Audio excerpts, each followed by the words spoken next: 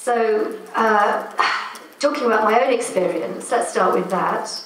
I actually spent my very first year in the Foreign Office on an EU desk, and that's the only time actually in my career excuse me, that I have worked directly on EU issues. Of course, the EU touches everything that we do in the UK, almost everything. But the only direct experience I had of working on an EU desk was in that first year in the office, and boy, what an experience that was! I was on the EU desk dealing with EU external policy. External policy, that means trade and development policy, dealing with basically the former colonies and the countries that we have a special relationship with. So for us in the UK, that meant both our overseas territories, places like Bermuda, Montserrat, the Falkland Islands. For the French and the Dutch in particular, they also have some of these overseas territories. It also meant the special privileged trade and development relationships that we have with countries in Africa and the Caribbean. And what I discovered in that first year was that when you're dealing with the EU, you're usually dealing with two different negotiations. The first negotiation is within your own country. So I was dealing with a policy where the EU wanted to open up its markets to sugar, rice, and it wasn't bananas. Bananas was separate. I can't remember the third product. Sugar and rice from least developed countries, to allow those countries to bring those products in without any tariffs. And this caused a huge kerfuffle in my own system. And I discovered that within the UK, the Department for International Development took one view, the Department for Trade and Industry took another view, the Ministry of Food and Agriculture took another view, the Cabinet Office took another view, and the Foreign Office, our role was to try to coordinate and knock heads together and get our different departments to agree on a coordinated approach, which then I could feed to our negotiator in Brussels, where of course then the second negotiation took place between our position and the position of all the other member states, some of whom had, again, very specific views on how much sugar should be coming into the European Union. So it was a wonderful practical example of how this relationship works, and how often actually the most difficult negotiation is with your own constituency, with your own interest groups within your own country, and then how you take that combined position and take it into the EU. So let me move from that very specific experience to some general points, which I'll illuminate a bit more. I mean, the first point is, of course, as I said at the beginning, that the EU is not monolithic. It is an organisation which was created and which has developed over the years to have this central tension between a very strong commission, a very strong bureaucracy, and the interests of the now 28 member states.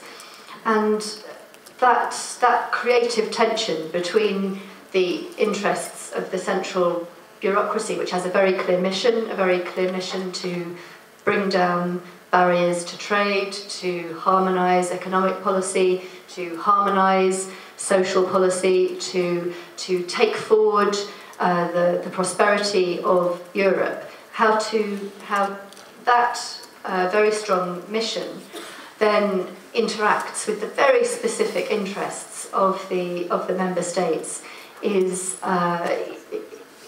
always interesting. And my second point is understanding this process, understanding how decisions are made is incredibly important. There are constant trade-offs. Everybody is in it for the long game. So everybody knows that if they really insist this time round on getting their way, that they will have to give way on something else later. There's a constant game between the different members of the European Union of give and take, this awareness that we're in a very long, ongoing negotiation, and we all only have so much political capital to use at any one time. So you have to constantly think, where am I going to spend that political capital? What am I going to insist on? What are my bottom lines? And I think the third general point I'll make is that there is no consensus over the final destination. There are different visions. Some people have a very clear idea that they think of federal states of Europe, which would be a great final destination. Others, and the UK is one of those, believe what's sometimes called a union of variable geometry, where different member states can choose to the level of integration that they want. Some member states believe that that's the way forward, but overall I wouldn't say that there is an overall consensus. We're kind of making it up as we go along in some ways, but in a way which has been really quite extraordinarily successful in adapting the organisation to the changing needs of Europe. So those are my sort of three general points. Let me look at it again from another perspective, and again start with the British domestic position. As I came out, I was checking my Twitter feed, and there was a headline from the Daily Telegraph, a commentator in the Daily Telegraph saying that it would be idiotic for the UK to leave the EU.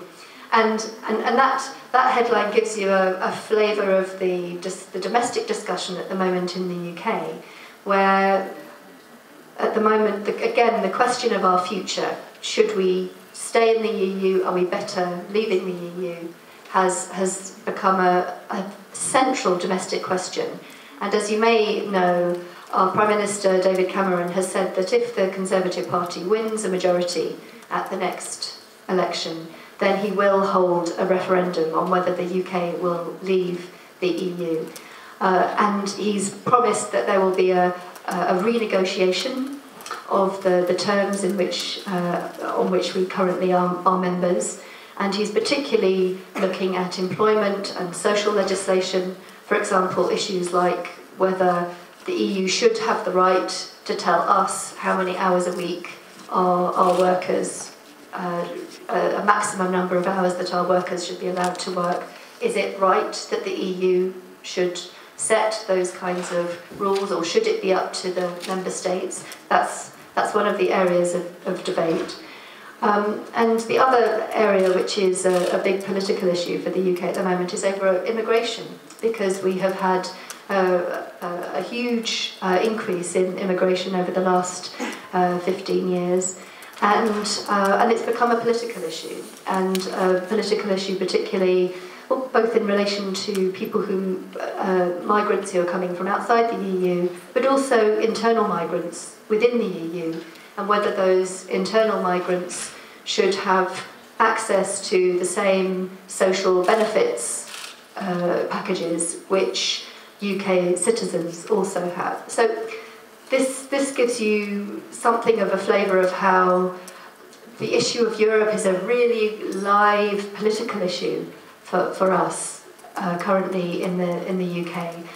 For some other countries it's a much more settled issue, but for us, basically from the time we joined in 1973, it has been a constant political discussion about whether being a member of the EU is the right choice for us.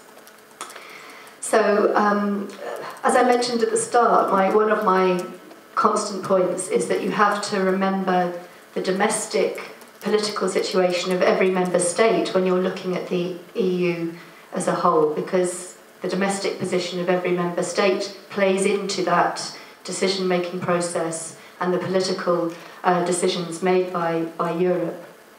But of course, one of the major changes that's happened with the European Union over the last 20 years has been the way it has moved its focus from what was, you might argue, a largely internal focus, focusing on the single market, focusing on bringing down barriers within the European Union space.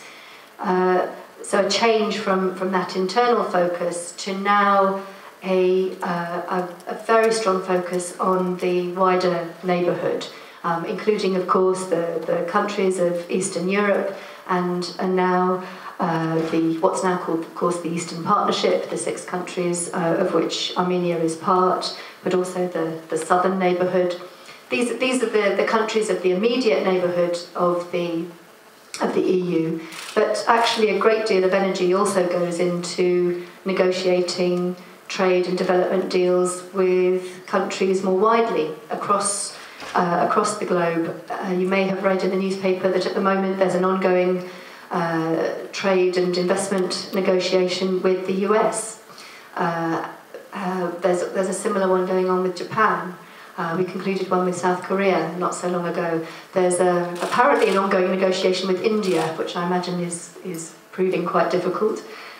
So the EU approach more generally is to understand that although we've done a great deal of work in bringing down barriers, in developing our prosperity within the European Union, our future prosperity relies on actually connecting to wider markets overseas. And we believe that with open markets, that democratic political systems facilitate those open markets.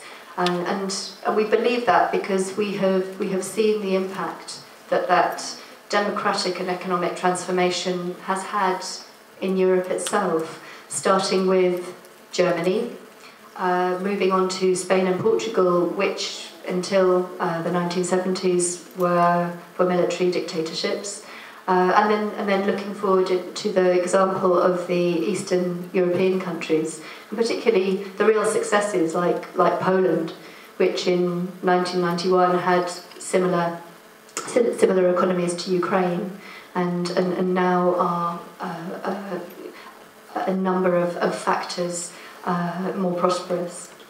So the enlargement policy, whether that means countries of the wider European neighbourhood having a membership perspective and wanting to join the EU, or whether that means increasingly trying to harmonise the EU's legislation, trading standards, environmental policies with these wider countries. This has become one of the key projects of the EU over the last 20 years. And essentially the EU takes as an institution takes a very institutional and legal approach to its relationships with these countries.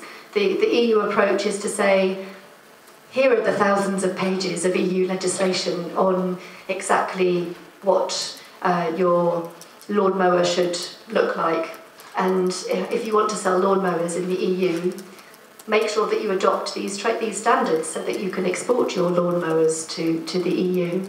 And this very legalistic approach, not just looking at very specific economic legislation or trading legislation, but also looking at institutions. What kind of institutions, for example, anti-monopoly institutions, looking at what types of institutions will help countries to develop these competitive, open economies. This is the essence, really, of the EU approach. And I would argue, in some ways, that even what's sometimes now called the values agenda, so human rights, the way that we believe human beings should treat each other, I would say even on the values agenda, the EU takes primarily a rather legislative and institutional approach. Is there such an institution as a human rights ombudsman? Is there an anti-discrimination law? Does the broadcast law allow for pluralistic ownership of the media? These very, very concrete things. And this is backed up by money. That's the other part of the EU approach, that we do offer carrots to countries to adopt this very weighty number of laws. In Armenia's case, the EU programme over the last few years has been, I think, roughly between 40 to 50 million euro a year, and a large amount of that is given in direct budget support, which means that the money goes to the government of Armenia into its central budget, but the EU then concludes agreements with different ministries in its different priority areas to say, we will continue to deliver this money if you make reforms in these areas and if we see progress in these areas. And of course, countries are perfectly free to turn the money down and say, we're not interested, thanks. That's absolutely fine, that's their choice. But the money is on offer if countries feel that it will be helpful in getting them to do the homework, to make the changes, to bring in the laws. So I think let's come to this last year and looking at what's happened with Ukraine and Russia. I think at essence where we are there is that Russia, the current government of Russia, has decided that what it wants to do is to create its own area, its own economic area first, and then the chair of the Eurasian Union has said in recent interviews that then the idea is to that bloc will negotiate a deal with the EU, perhaps a free trade deal with the EU, and of course there's that approach is fine, but the approach but the very strongly held view that we have is that it should be up to the countries themselves whether or not they want to join the Eurasian Union, Russia's bloc, first, or whether they want to negotiate their own deal with the EU separately. And that principle of free choice is really at the heart of what's been happening with Ukraine over the last year. And I think it's a very difficult clash of approaches to resolve, because our view is that Ukraine should have the free choice to make its decision what is in its best economic interests, and that if it wants to negotiate with Russia over how to protect Russia's economic interests in Ukraine, then that's fine. That's up to Ukraine to do. But the choice should be Ukraine's, and that's not been a view which has been easy to discuss with Russia. So, it goes to the heart really of the approach that we have. At the basis of what the EU project is a belief that freeing trade, that bringing down barriers to trade, that creating larger and larger blocks where standards are harmonised, where trading is facilitated, that where economies are open, where the rules of the game are clear,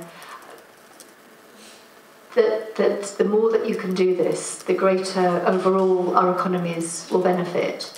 And clearly, in every economy, there will be winners and losers from that approach. And we've seen that very clearly in the UK, where in the 1980s we had a recession where a large chunk of our manufacturing industry was wiped out. A large part of our steel industry was wiped out because it wasn't competitive with the wider market, and the government refused to step in and to subsidise those industries, believing that the market that industries have to live or die by the market. And that's quite a tough approach, and it has quite a difficult impact on some communities and some areas of the country. But overall, the economic view, and I'm no economist, but this is the very strongly held view of the British government. The view is that an open economy, a competitive economy overall, is an exposing our economy to those wider market forces rather than protecting it, that will overall contribute to our prosperity and our economic growth. The problem if you protect your market is that you both shield your industries from that wider competitiveness, which means that over time they may fall behind, they may become increasingly uncompetitive, but also that then as they fall behind other products in other markets, it becomes increasingly difficult to sell them overseas. And this is at the heart of the British approach and of the EU approach, that exposing ourselves to global competition, to connecting ourselves to bigger markets, overall will benefit our economies. I think I'll just finish with just a few comments on EU Armenia. I mentioned that the EU is a bureaucracy, and essentially it's tried to take the same approach with the 6 different members of the Eastern Partnership, and I think because it's a bureaucracy which has a set, it basically has its however many chapters of the EU acquis, is it 27? It's 27 chapters to work through. It tends to want to do the same thing with every country, and this is why the current association agreement process, which has been negotiated with Georgia, Moldova, Ukraine, and also with last year Armenia, was very similar, a very similar approach.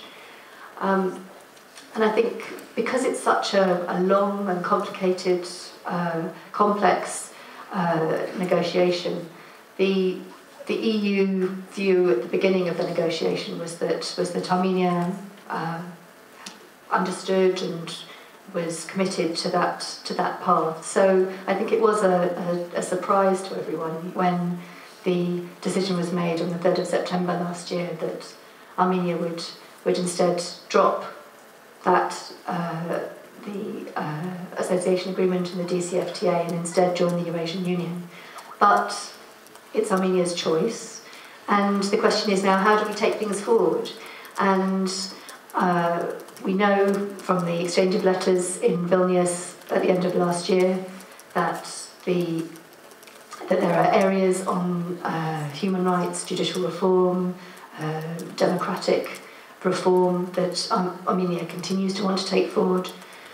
We understand in certain sectors there's also the intention to move things forward, and a big development programme has just been signed in the agriculture field, which is one of the key sectors that we're keen to help Armenia reform. So these negotiations are ongoing, but I think the key message for Armenia is to always remember that the EU is this complex, difficult, overstretched organisation which is managing both its domestic politics, its relationship with member states, and also trying to pursue a wider agenda of economic integration with countries all around the world. And so the best way to develop a relationship with the EU is to know what you want and to say it very clearly, even if it's quite a small agenda, but to be very clear about that. And I think over the last year it's been quite difficult for Armenia to, as the negotiation on acceding to the Eurasian Union has been ongoing, it's been quite difficult for Armenia to be very specific. But my hope is that from the beginning of next year, once things become clearer, once Armenia has acceded to the Eurasian Union, my hope is that then we will be able to move forward quite quickly on clarifying the areas of cooperation. And certainly from the EU side, from the UK side, we feel strongly that while Armenia has a desire, a willingness to continue to work with the EU, then we want to help because we have, over the last 20 years, developed a great amount of experience in helping countries in transition, economies in transition, democracies in transition, change, build up strong institutions, tackle cross-cutting problems like corruption, monopolies, all of these areas which are very common to all economies in transition. So this is our intention and our hope, and I hope that you, as the next generation of young people who perhaps will be going into jobs in business, in government, maybe working in international institutions, I hope that you will also take forward a strong message about what Armenia wants and how to connect Armenia to the world.